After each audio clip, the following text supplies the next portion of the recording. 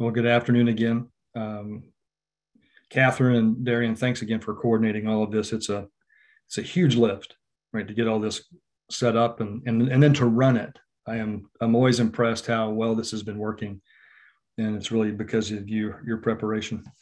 But my name is Troy Williams. I am essentially owner of and operator of Oasis Senior Advisors. We're a very hands-on, personalized level of service for senior placement is the terminology in the industry. We just help families and their loved ones find the right living and or care solution, whether they're coming out of a hospital stay or out of their homes when they can no longer be safe there.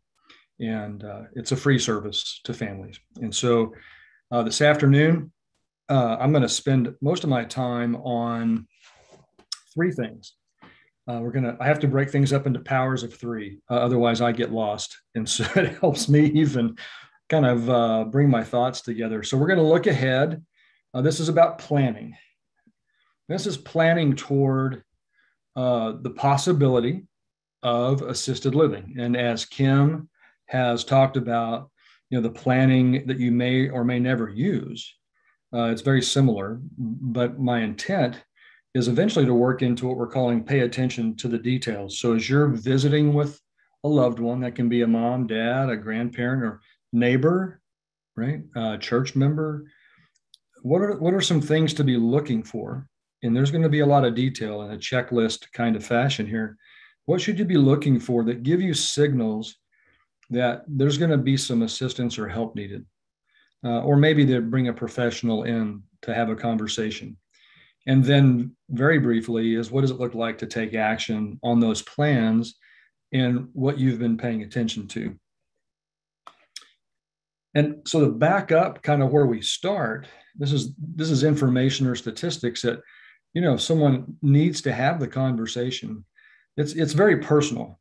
Right? Every individual, every family, every situation becomes a very unique circumstance that stands alone from everyone else's in the world. There are always some common threads, but it helps to have a little information up front. So if you're not in a situation where your loved one is in the hospital and it's an urgent situation and they cannot come home, then I'm going to show you kind of a little bit later what we're going to do a little bit differently here on this checklist approach.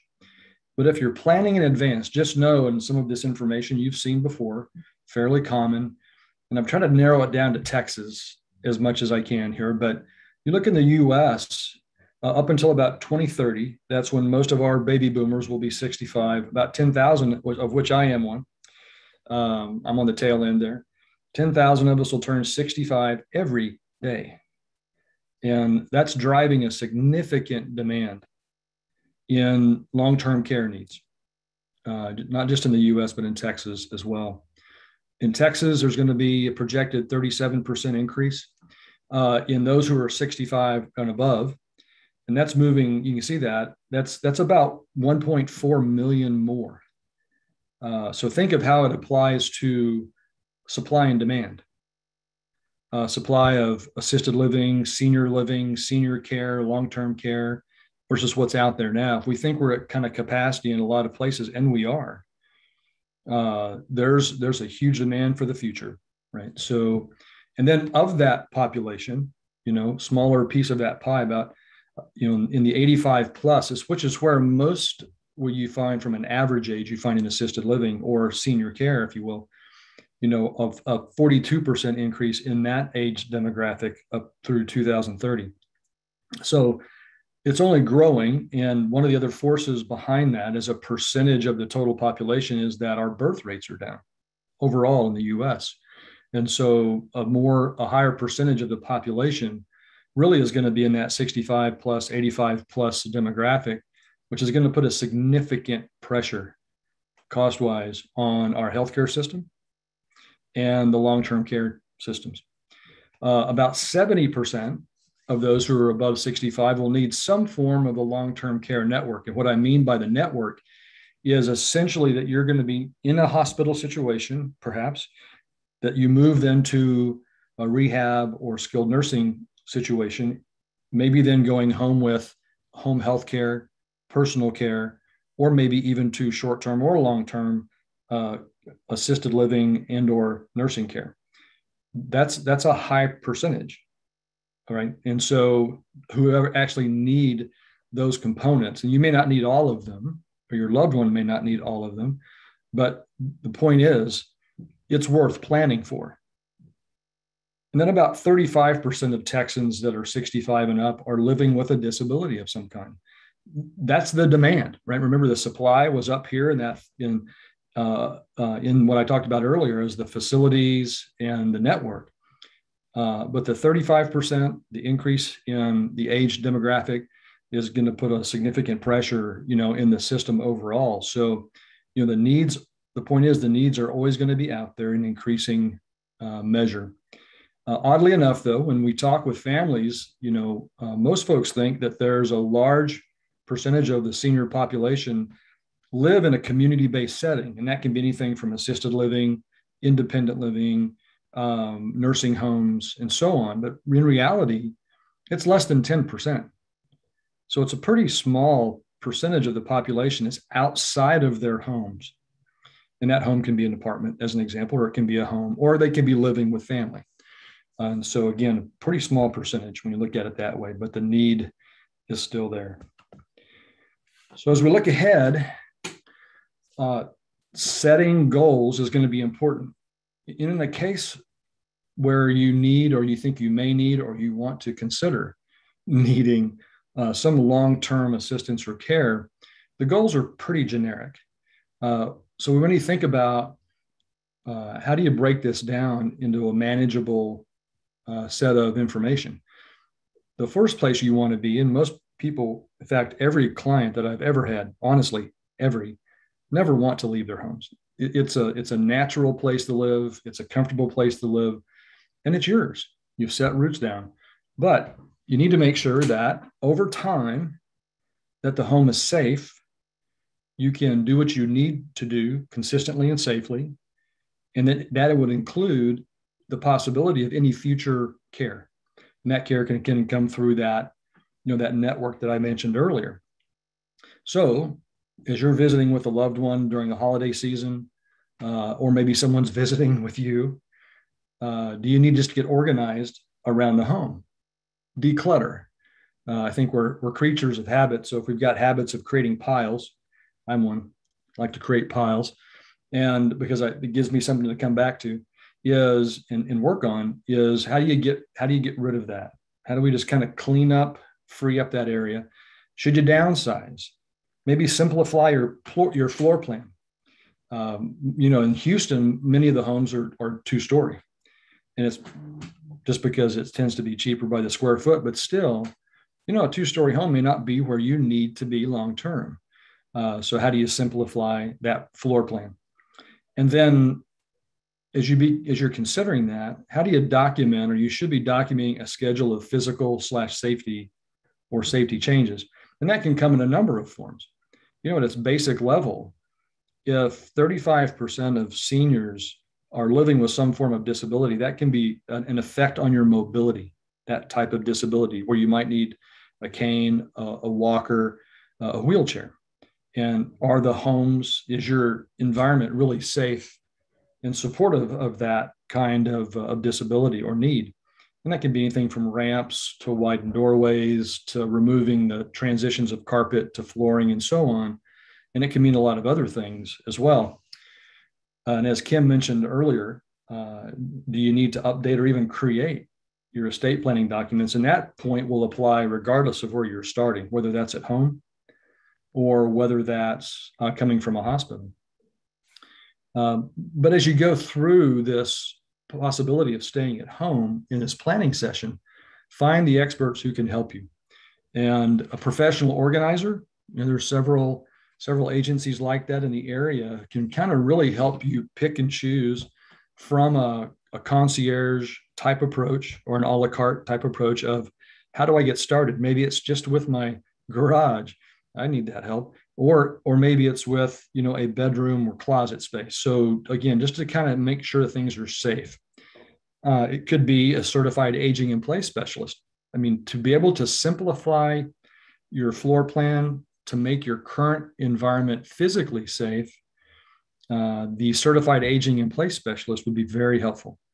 Someone who can say, look, you're going to need eventually, if your plan is to stay here, you're going to need some safety in the bathroom. That's a very common area. Grab bars in the shower, maybe a change in your bathtub to a walk-in tub or a walk-in shower. Those aren't always needed, but at least you get that information. And that's just one example. And then the other is, do you have an attorney, an estate planning attorney, or even in some cases an elder law attorney if you're wanting to bring in that asset protection variable? That's where that really comes in handy, especially if it's going to be a Medicaid type situation. So again, that's the thriving at home.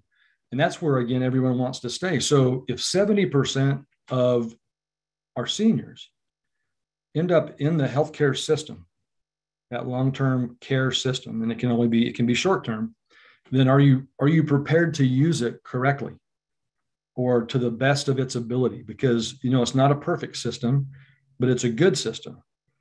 The questions you want to ask in cases like this is my medical insurance widely accepted?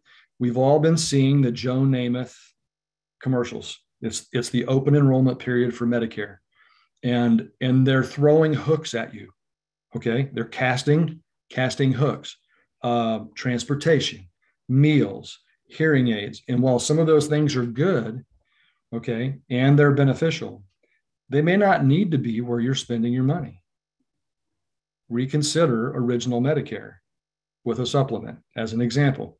So just make sure that your insurance is as widely accepted as it can be, or it fits your needs. And some of those needs are going to be, does it support your preferred hospital network? So if you're living in Houston, as an example, you've got a pretty darn strong medical system here. Houston Methodist, Memorial Hermann, St. Luke's, HCA. I mean, there's a host of opportunities, possibilities. Which one do you prefer? And it may vary based on the need, but by and large, you get to pick for the most part. So pick one and document it. A little checklist that you can refer to, or someone who needs to refer to it, like an emergency medical technician who has to come into the home and you have to take an ambulance ride, or your loved one has to take an ambulance ride, and they're going to ask you, where do you want them to go? You already have it written down. We want to go to St. Luke's, let's say. And it can be wherever the location might be. And then do the same for your preferred facilities for rehab. That would usually include both what was called originally or earlier as a post-acute or an acute rehab hospital. That's where that same level of Medicare care is covered, or it could be a skilled nursing facility. And it can be for other reasons. It doesn't have to be for physical therapy or occupational therapy or so on. It could be other needs there medically. But you want to check to see which ones will accept your insurance. And there are folks out there I can help with that, or others, simply a phone call, going to a website for that particular company can tell you what insurances they actually accept. Because a lot of those are contracted with the companies, the Medicare Advantage plans. They're all based on contracts with these facilities other than Medicare. Medicare is the most widely accepted. And then do the same for your preferred home health and personal care agencies. So as you come through the system, you're going to go home with orders, for the most part, many times, with ongoing therapy, physical, occupational, and what have you, wound care, maybe, some other nursing care, and then eventually someone that's going to help you with your activities of daily living, the bathing, grooming, dressing, and so on. That's your personal care agency. So do you have one or two of those documented that you'd prefer to use because you've interviewed them or talked to them beforehand, and they're listed, phone numbers, names, and so on. So this is some of that information you can document, keep with a packet like some of your medical directive that you really want an emergency medical person to reference.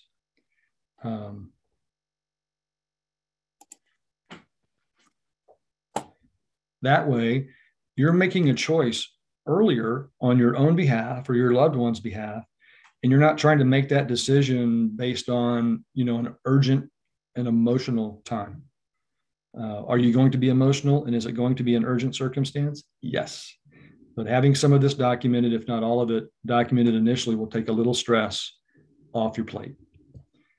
And then that third step, if the need, just to be planning in advance, the need may never come up, but you may need, or your loved one may need, assisted living. And that's what we call a community-based hospitality or care options. There's this kind of move afoot to call it senior hospitality. It's just a softer, gentler way to put it all, but still, where is it you'd be looking to change to? And again, this is just a ink on paper.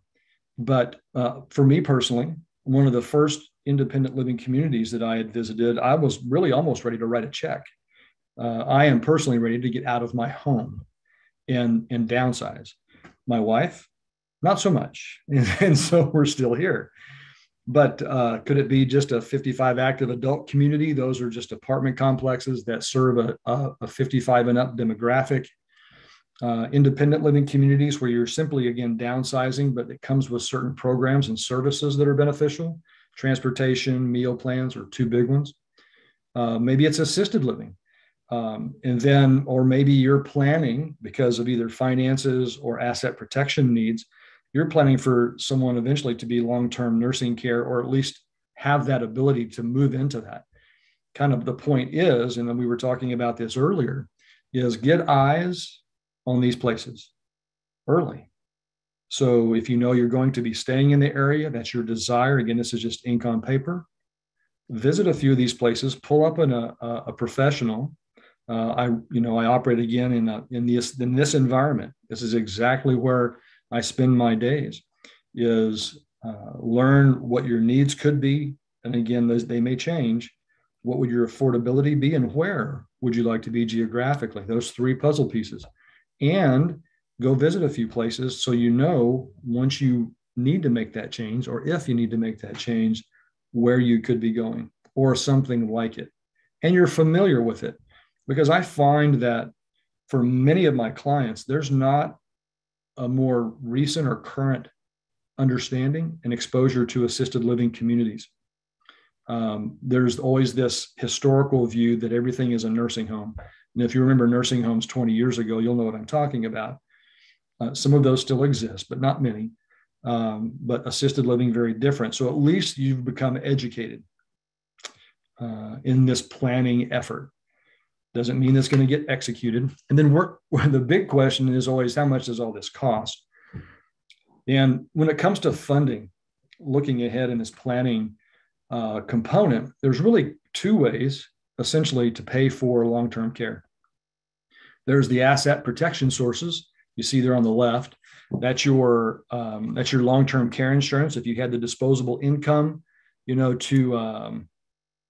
the disposable income to pay for that early and then have that planning.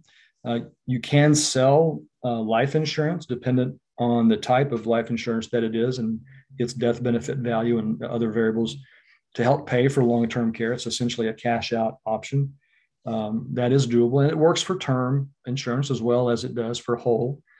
You're essentially pulling up your death benefit to take advantage of that while you're still alive.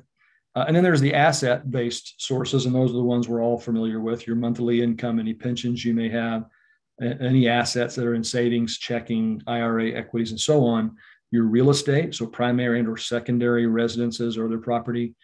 And then there are some veteran benefits out there for low-income veteran families that are very beneficial. And if you may be wondering, and many of my clients do, how much of this will Medicare pay for? Absolutely nothing. It's not designed to pay for what we call custodial care. That's the bathing, grooming, dressing, toileting, these custodial care needs. It's medical insurance, straight up, that's it. Medicaid, on the other hand, does have programs to help pay for long-term care. So just briefly, think of Medicaid as a puzzle. And the puzzle pieces are different programs. And so there are different programs that fit the need. Probably one of the most widely used, at least in the long-term care industry, is nursing home Medicaid. It is a unique Medicaid program to help pay for, long-term nursing care. That'd be in the nursing home. So let's say, for example, that you're visiting a loved one over the holidays, And it's been a while since you've seen them. So when you've noticed initially as you come in, you've noticed some changes either in their environment, maybe in them.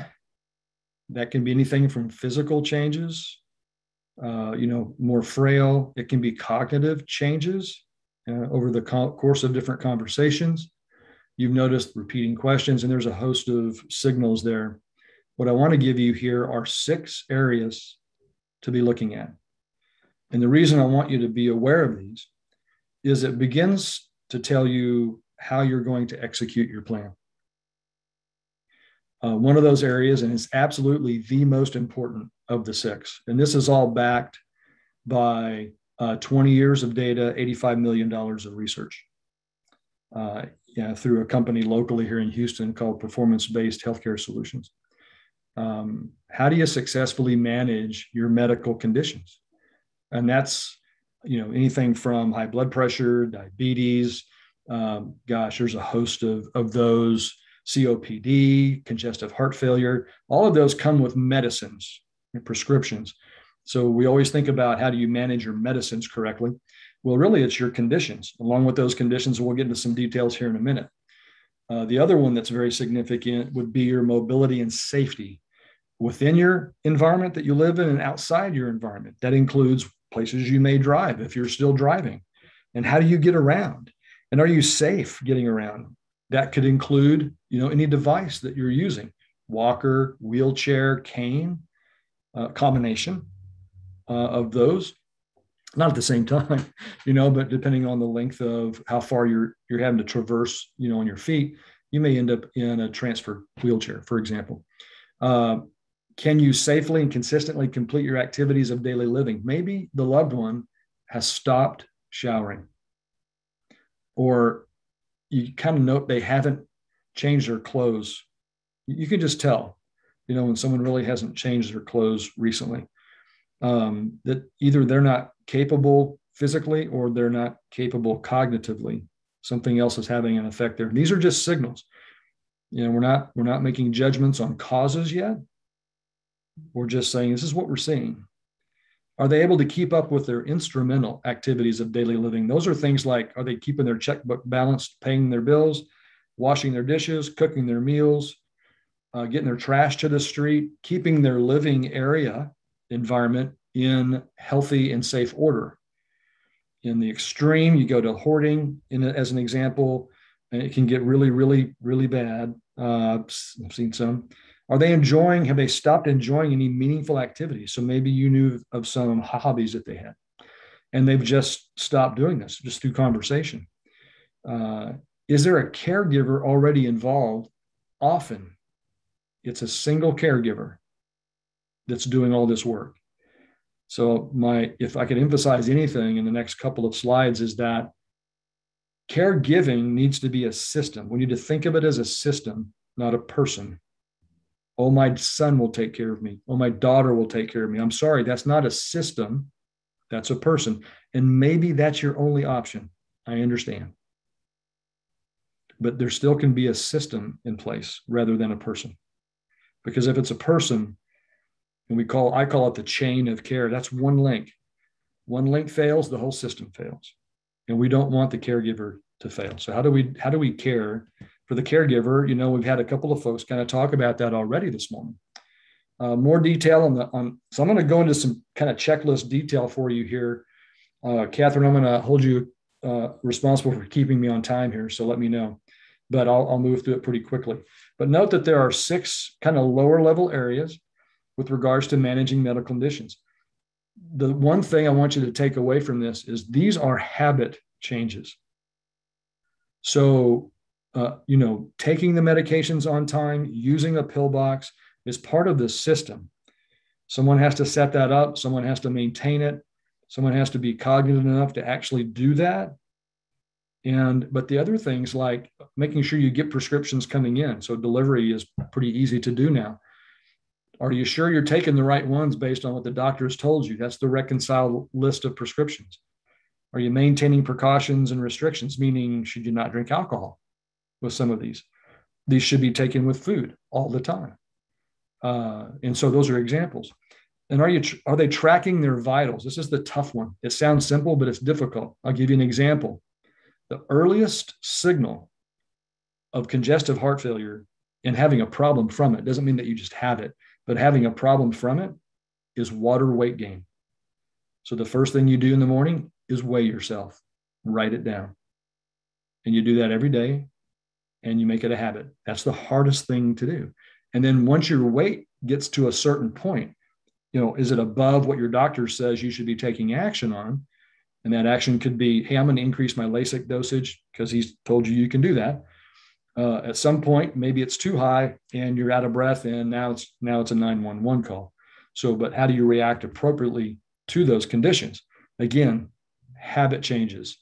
Very, very difficult to make those, but very important, because not tracking your vitals, not reacting to kind of a green, yellow, red status on those as your doctor has defined them, not taking your meds on time, taking too many.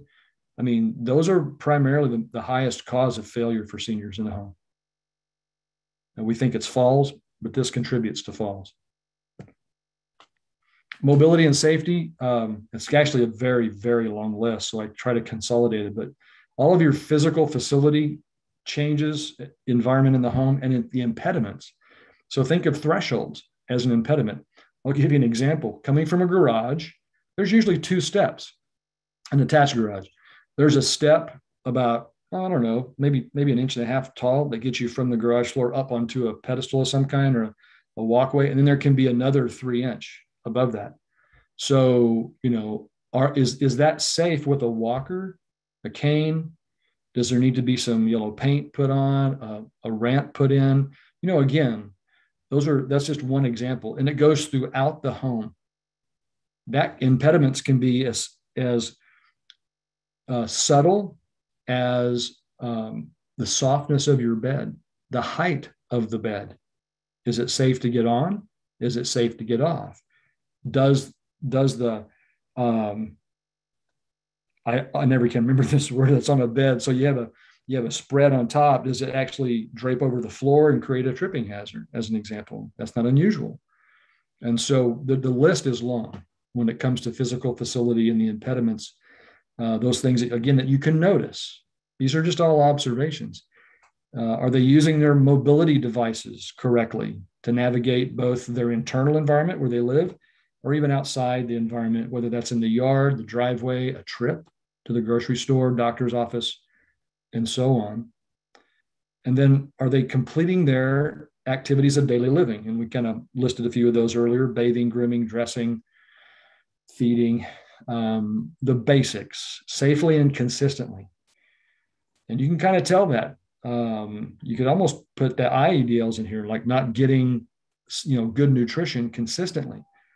It's not unusual for seniors who cannot be as mobile as they once were and stand as long as they can or once could to actually prepare their meals. And so the default to something easy. There are a number of solutions out there that can kind of bring them back into a very safe and consistent methodology. Fire safety, chemical safety. I can't count how many times I've heard stories of someone at home, with a dementia, and it's not the caregiver's fault. So this is not a finger pointing exercise whatsoever. They get hold of that grape juice looking cleaner that you can buy at Lowe's, and they drink it because it looks like grape Kool-Aid. Fire safety is another one. Just making sure things are working correctly. Your fire and smoke detectors. Right? So this is just a short list of mobility and safety. But those are, again, as you're visiting, maybe walking through a loved one's home, a neighbor's home, you can kind of look at and observe and note. And it kind of creates the basis for a conversation. And here's what we talked about a little bit earlier on the independence and autonomy. These are kind of two separate things. But when you break down what it takes to live every day in your environment, these are the basics. And the data that I mentioned earlier to bear that out, this is kind of what floats to the top statistically. Getting your transfers done from bed to wheelchair, wheelchair to toilet, wheelchair to shower and back, bathing, grooming, dressing, toileting, feeding or eating, Those are your 8 activities of daily living. Are those occurring safely and consistently? And if not, which ones are not? Is your loved one or your neighbor making sure they've got, they're cleaning up after meals, they're getting the trash out of their houses, their bills are being paid on time, laundry is getting done, it's not piling up somewhere, is the house in neat and safe order? Do they have a defined process to get help when they need it? That can be as simple as using a smartphone, or if they can afford it, a smartwatch that's voice activated.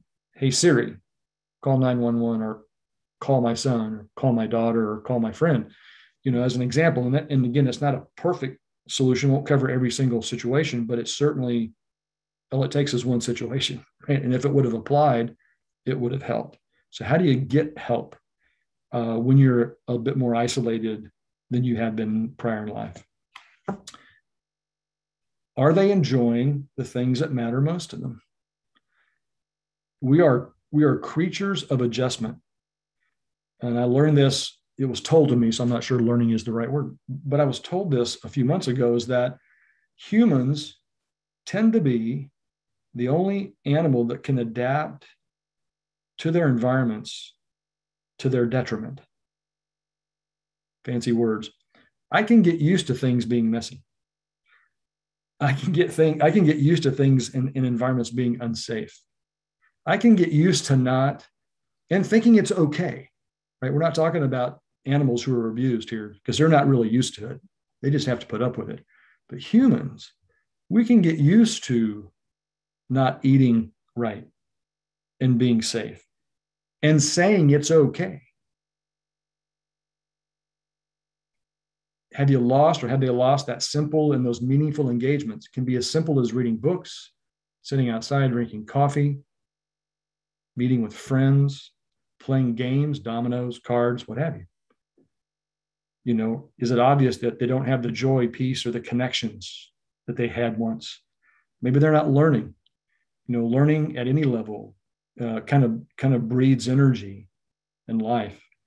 No time for reflection, or they're not able to reflect. It's my excuse is I'm working too much, and I can tell, right, that I need that time to look back and to look forward without the pressure of performing. Are the things that they can do, are they still challenging and intentional? And then what does it look like to have an active life? And again, when it comes to meaningful engagements, meaningful activities can be very simple. They need 20 things done 40 times a week. That's all of us. So think about your own life, and you can make a list. I promise you can get to 50 things that you enjoy doing with no problem at all. Now put them on a calendar and say, do you do these once a day, twice a day, 5 days a week, 10 days a week, just 10 days a week, 7 days a week, and map that out. Are you doing 20 things 40 times a week? Statistically, that actually improves the quality of life for everyone, most of all seniors, who can become isolated and kind of stuck, right, in a degrading environment. Or if they have a caregiver with them, helping them, maybe it's more than one. It's an agency, as an example. We need to think again of care as a system. But it's easy, especially as family members, it's easy to overlook the time and the energy, just like Leah was mentioning earlier, especially if someone's working, or maybe they've given up their full-time job to be a full-time caregiver. But are we communicating, listening to, validating the caregiver? I mean, the least that we can do as neighbors, church members, family members is encourage the caregiver. The next one would be, how do we physically help? And there are a number of ways to do that. Are they getting the education and the training that they need so that they're doing the job as efficiently and effectively as they can? Okay. How do we help them simplify the process and environment of care? Again, one of the hardest things to do for someone in a wheelchair, or someone caring for someone in a wheelchair, is rolling that wheelchair across carpet. It is. It requires more energy. when in fact, a flat floor, a laminate is much easier.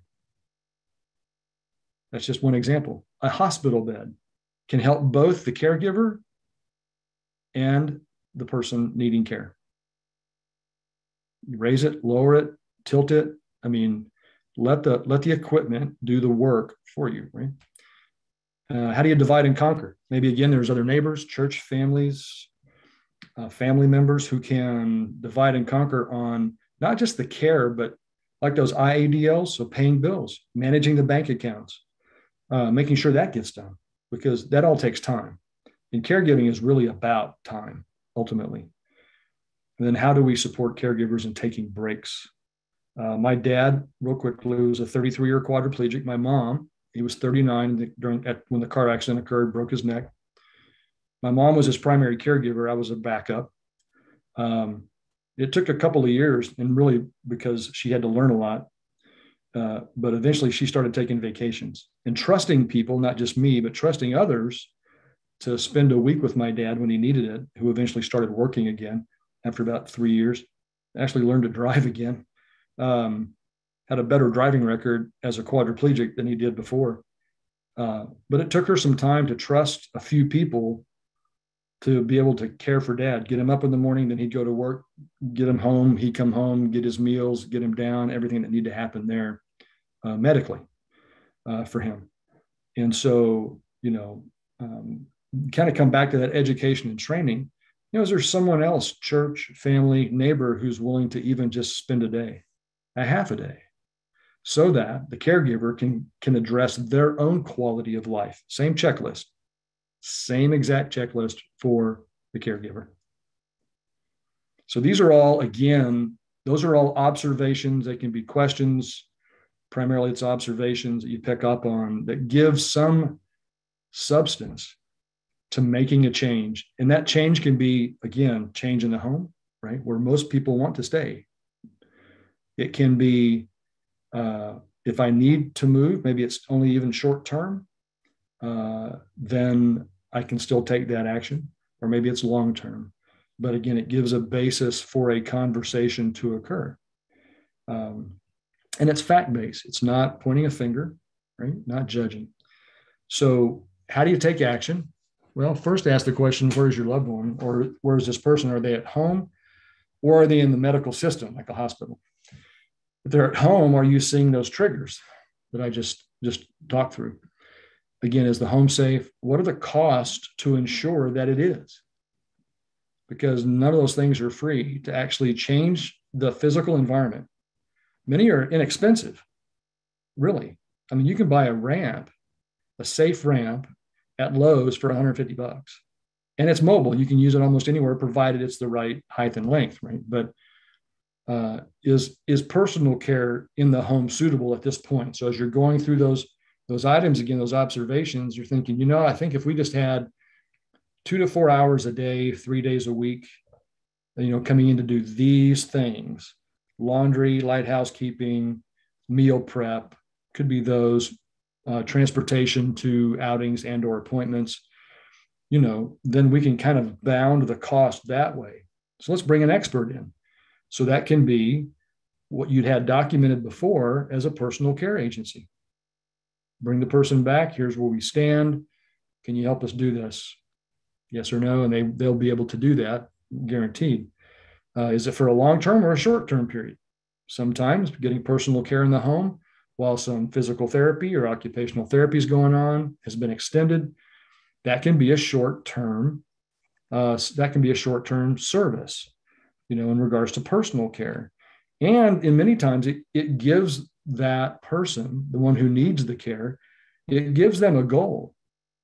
If I'm going to have 6 to 8 weeks of physical therapy and I have someone coming in to kind of back me up, if you will, in the personal care area as well, again, with the ADLs and some of those IADLs, I want to be able to do these 3 things that they're doing in 6 weeks. Now I have a goal. I have some line of sight toward reinstating where I'd come from, maybe even improve it. Are they coming from the hospital? Well, you had a plan put together. Remember, we had rehab preference, we had a hospital preference. you have a home health agency preference, you have a choice. It is constrained by insurance, but you ultimately have a choice, or your loved one does. And if you're aware of that choice, execute that choice on their behalf. And the question again is the safe home for return. So it's not just being in the home, but coming back into it. If it's yes, then back to that last slide, set up your system. Okay. If the answer is no, pardon me. If the answer is no, is assisted living suitable? And is it short-term or long-term again? Well, in the plan, remember, we had visited a few. So we had some exposure and education, information on them. Would one of those three be suitable, and do they have availability? Because that's always key, right? I mean, it's not unusual that places are full or spoken for. So, or at least in that kind of that process. And so you need to kind of know more immediately what availability looks like, but you know who to call if you need them. And then if you haven't already, and this is kind of way, way late, and we talked about this a bit earlier on the how do you secure funding and set it up, act on that. So if you've got a long-term care policy, many of them will actually service short-term respite stays or respite services, meaning someone to come into the home, a community-based solution for a period of time on a daily rate, and we'll cover that cost, usually with a waiting period. There can be a private pay period of 30, 60, 90 days. It just depends on how your contract was written, but you can still execute that. Or you may just pay privately. There's another method through Medicaid, totally different conversation. Schedule your move-in and then move in. So if that's the case, and it's going to be a community-based solution, again, whether it's short or long-term, that'll be on a schedule, become something of a project, right? Let's say there's no plan. Not all of us, we're planning at different points in the timeline of our lives. And so let's say that, and I think many of us are like this, if we were honest, we don't really have that kind of plan. And I'm not talking about details. It's that plan I talked about earlier. These 3 blocks, or these 3 things addressed, at least to the point where we know we can kind of take action on them. And, there's no plan, and you really don't know where to start. That's many times in my service that folks just don't know where to start. And they get help through a social worker, a case manager, a nurse, a rehab, a PA, physical therapist, whatever. But by and large, in the medical system, it's going to be either your case manager or a social worker on where to start. But you can also secure someone like me. That's my only pitch. Okay. Senior living expert, even resources around that person that are not related directly to senior living, assisted living, memory care, and so on. But I help them, and there's really I make it simple, even for me, is let's put 4 puzzle pieces together. So you have an idea of what the box top of the puzzle will look like. It's kind of like that plan, but now it's on an urgent basis. It needs to get done, and done quickly. What are the care needs? Someone's coming out of the hospital. They're coming out of rehab, skilled nursing. What are the care needs? Those activities of daily living primarily. The IADLs are already kind of embedded in those, okay? But do they need those? Is there a cognitive need or deficit there? And it can even be a short-term, by the way, cognitive deficit, a stroke. Perfect example. Not as always permanent when it comes to a cognitive impact or disability, okay? What is your budget and affordability? So we can walk through those questions. What's affordable? What other sources are available? So my questions go like this, and it feels funny at first, but what is your loved one's marital status?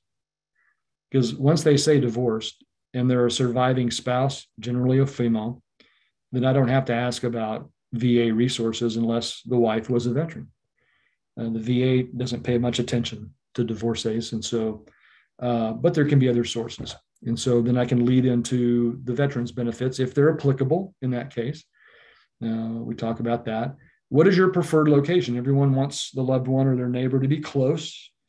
I tell folks in the Houston area, just plan on 30 minutes. I don't care where you're going, you're going to church, you're going across the street to the grocery store, just plan on 30 minutes to get there, because you never know in Houston what the traffic's going to be like.